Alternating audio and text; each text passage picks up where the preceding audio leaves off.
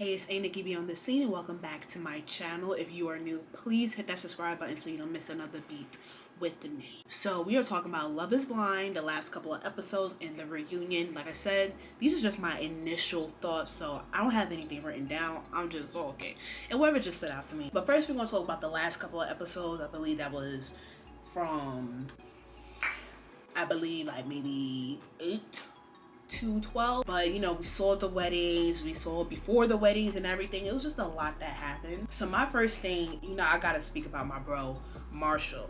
Marshall should have left Jack-o'-lantern for the streets. Why are you pressed over her? And I get it, he's a great guy, and I think his biggest problem, and I think I mentioned it in my last video, is that he tried to fix her.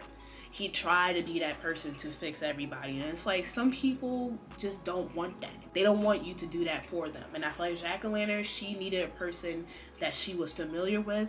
And so when Josh came around randomly, when it was at I think it was Chelsea's birthday, it was like the perfect thing that could have happened to her. And it's unfortunate, and I hate the way that she did it, because apparently at the reunion they actually broke up before, her and Marshall, and then she went out on a date on Josh. So to her, they weren't together, but to him, it's like he kind of said like he kind of knew that they was broken up because she told him. But it's like, it was really weird. You know, she needs a person like Josh. Like, I feel like she just likes that toxicity. She likes the guy that's aggressive or whatever the case may be. Josh was just a fit for her. But to me, it just makes no sense, because if you was talking to Josh too, why didn't you go for Josh? You know, why didn't you go with the person that you probably would have liked? But you go with Marshall, who clearly doesn't check off all the boxes that you're looking for. Like, yes, Marshall's a great guy, but if you wasn't feeling him, you wasn't feeling him. You know, during the reunion, Vanessa ended up talking to Jack-o'-lantern and Josh, you know, over like a Zoom call, whatever the heck they was doing. And Jack-o'-lantern is just a liar. Like, she's just a bad person. Like, Arena's bad too. Don't get me wrong, Arena's bad. I'm comparing the two, but I think Jack-o'-lantern's even worse, because for her, she doesn't know. She pretends to not know. She gaslights. She acts like she doesn't know. She plays victim a lot. And to be around people like that, you don't ever want to step near those people, because those people would never take accountability. She hasn't taken accountability for anything. Everything was kind of just about Marshall. And then when they came to the whole thing, that apparently, I guess either after the show, whatever, they talked, and she said a joke to him, which I personally don't think that's a joke. Like, if you're calling a person, hey, you're soft, or you gay, this and that, to me, I don't joke about things like that. It's one thing to be like, oh, you little softy. That's one thing I feel like is light. But when you start throwing it in, oh, you soft, you're gay, all this extra stuff, that's when you start playing with the tables a little bit. So then he's thinking like, well, if you saying that I'm gay, I'm gonna say you have a strong jawline, since we're on the context of that. And she caught offense. And they had us thinking that he said a slur to her. I'm just like, okay, she called you gay. So then I'm thinking trans. I'm thinking the word trans, he probably said something like a slur within that realm. But all he said is she had a strong jawline, and basically she like a man. She do got a short jawline. So, you know what I'm saying? Her jawline is a cinder block. Like, I don't understand. Like, but she took offense to that, and then I guess they got into a really big argument or whatever happened, and yeah, and that was like, I believe after the show and everything, like after they finished or whatever. Because it was like a lot of things that the reunion was talking about, that they kind of just, it was bouncing between current events that was happening with the people as well as old events. It's like, I feel like there was really no organization when it was talking to them. But anyway, just continuing on, like I said, and you know, before the reunion, when Marshall and Jack-o'-lantern, you know, they kind of had their little spew, because he went to the fitting but she wasn't there. And I just felt like you just gotta know when people just aren't for you, they're not with you, they don't want to be with you. You just have to accept the fact. And I just feel like all the signs that Jack-o'-lantern was giving, I just feel like Marshall just was not trying to accept that. And I think that was really his downfall. Like I said, he's a great guy, but you gotta know when to just quit on people. Then when Marshall was in a reunion, he wasn't really trying to talk about himself, which I get, because everything is a year ago, and I feel like a lot of them were like that. It's like, everything's a year ago. You don't want to relive, you know, past memories. So Marshall really was not trying to talk about it. He was just like, He kind of went around it, but he ended up talking about it just a little bit. But honestly, he said a lot of nothing when he was talking. Like, he just had like a long-winded like speech. I don't even know what he was saying. First of all, Netflix waited too goddamn long to even premiere the goddamn thing. Overall, what he was saying, I'm just like, I don't understand what this man is saying. So we're gonna keep moving. So now we're gonna go into like Micah and Kwame and Chelsea. Now at first, because of Netflix taking their time putting this junk on live, I totally missed the part where they actually spoke about what happened in Mexico. Cause y'all remember when Kwame and Micah, they had a little powwow together, they was talking and looked a little flirty and that, and Chelsea saw that. So, Chelsea took offense to that because, you're supposed to be, my future husband. You're over here rekindling with this other woman, and you're looking all happy and stuff. Like, it's weird. It's definitely, there was no respect to be given in that moment.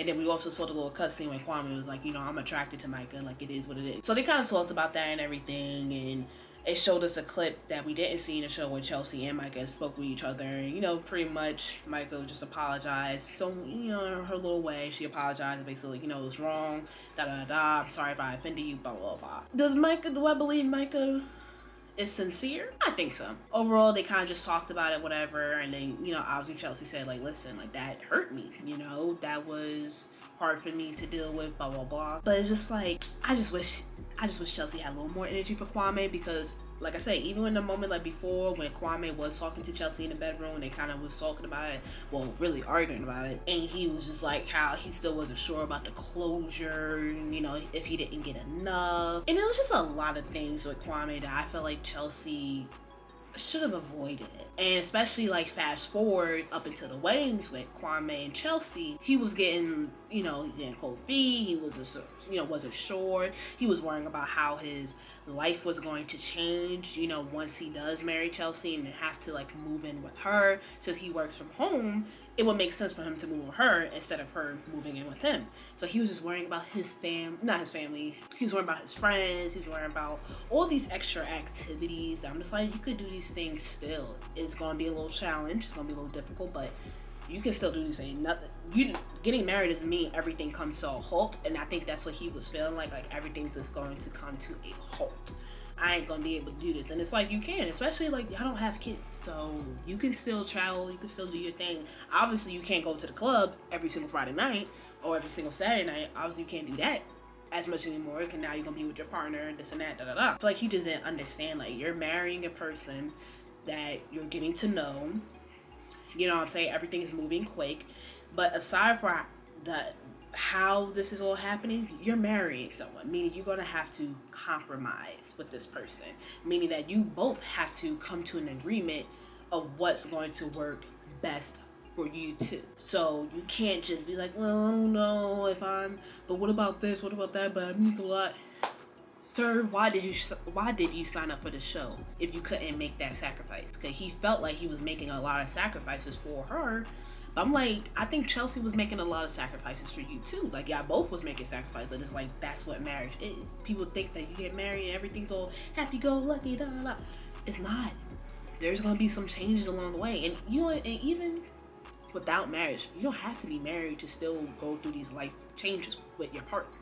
It can still happen. Obviously, eventually they figured it out because they're still together. He says that he's happy. She says that she's happy.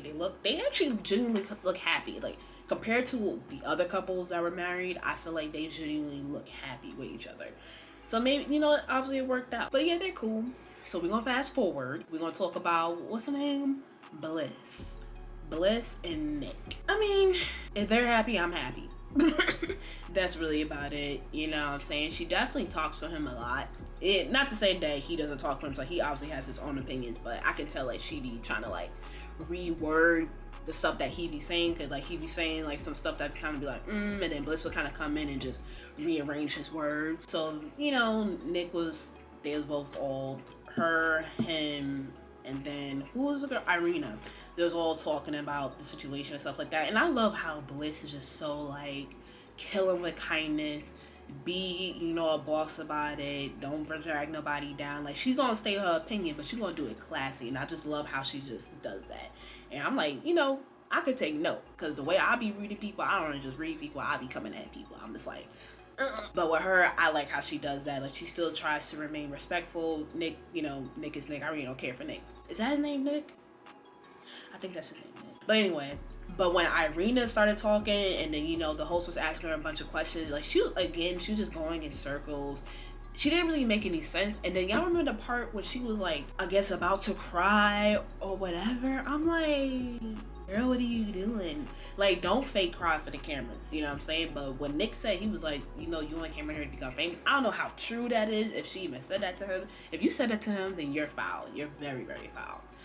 But but she literally just stared at him. I was like, it must be true because you're not saying nothing right now. But the way she was trying to fake cry, and she talked about her side of the things, and it's like, girl, you was a mean girl. And that's the thing, Irina is a mean girl. You are a mean girl because, first of all, her makeup looked cute, but on the show, who was doing it? Because that was not it. Like, you're not the best looking person there is in the world. You know, you probably deal with a lot of body issues, you know what I'm saying, probably a lot of insecurities. So you're projecting that, you know what I'm saying? And that's not cool. Like, people are on here trying to look for love, you know.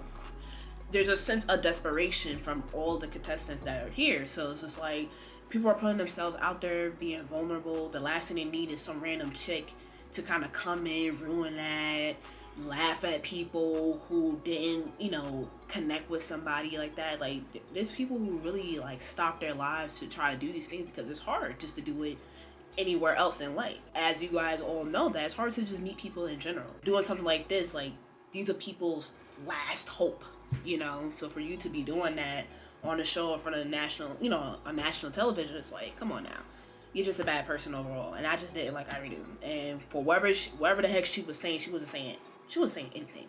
I don't know what she was saying. She was saying anything. And then Brett and Tiffany, they were cool, you know. I didn't even have much to say. Like, I feel like they just have a happy story. Like, there's not much to talk about. They look happy. I'm happy for them. And then Paul and Micah, I didn't really, like I said, I really did not like them together. They were just boring. So when Micah was talking this and that, and Paul, I'm just like, what y'all gonna say?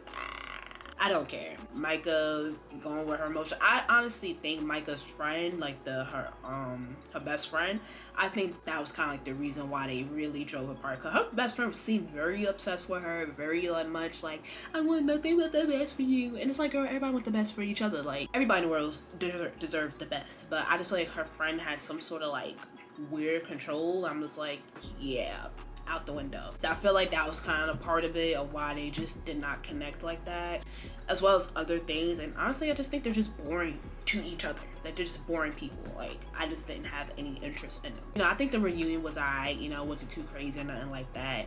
Like I said, I feel like a lot of people was just trying to like avoid conversations because it was a year ago. I'm just like, it's a reunion. You have to talk about it. What else are we gonna talk about? We ain't gonna just sit here and stare at each other. What else are we gonna talk about? I don't know, something with Vanessa, like the host, and I think her husband name is Nick. I don't know. But both of them, I don't know. I think her husband was doing fine, but when it came to her, like when she was like kind of guiding the conversation and stuff like that, it seemed a little off. I don't know if it was me that was kind of looking at that, but she seemed a little off. And when I mean off, I mean she seemed very biased in her, you know, in what she was saying. And it's like, it's one thing, because like, for example, like when I used to watch Bad Girls Club, and when, you know, I watched the season where Tanisha was hosting, so it's like, she instigated.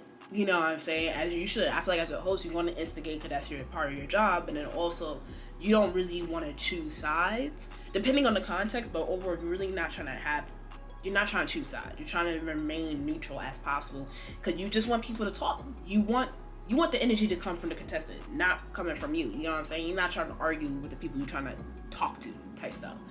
So it's just like, I just feel like Vanessa was kind of like low-key a little aggressive with how she was talking, and especially like you can tell what she thought about the other person. And it's like, I don't think you need to be doing that. Like, just be a host, be entertaining. And I felt like it was real awkward. Like, she's making all these random jokes, and I'm just like, a little awkward for these jokes, like, I don't know. And then on top of that, since most of the current events that happen with the members, you know, the contestants, it's like it was on TikTok. And honestly, you really gotta be on TikTok to really be following half the stuff. Half the stuff that they was talking about, like all the little issues and dramas that appeared, I'm just like, I don't even know what's going on. I'm like, what happened? I'm like, they did that, especially when it came to Jack-o'-lantern and the text messages, you know, about remember the whole argument I talked about that they had through text message. Like, even with that, I'm like, what? So it was just like certain things that just felt kind of just like out of place. and the vibes just felt dead. And before, I never felt like that guy. I always thought from before, I thought she was a good host. She seemed really fun. Like, even now, I still think she seems pretty fun, but it's like, I feel like, I don't know. The energy was just off. It looked like they just finished arguing each other and now she had a host. Like, it was just giving that type of vibe. But overall, I think this was a pretty good season. You know what I'm saying? It had a lot of drama. It's probably the most drama that we've ever seen in Love is Blind. And I hope for more seasons. Hopefully the next season would be better than this one and people will actually really talk. Thank you all for watching. I hope you guys enjoyed the video and I'll be back again with another one.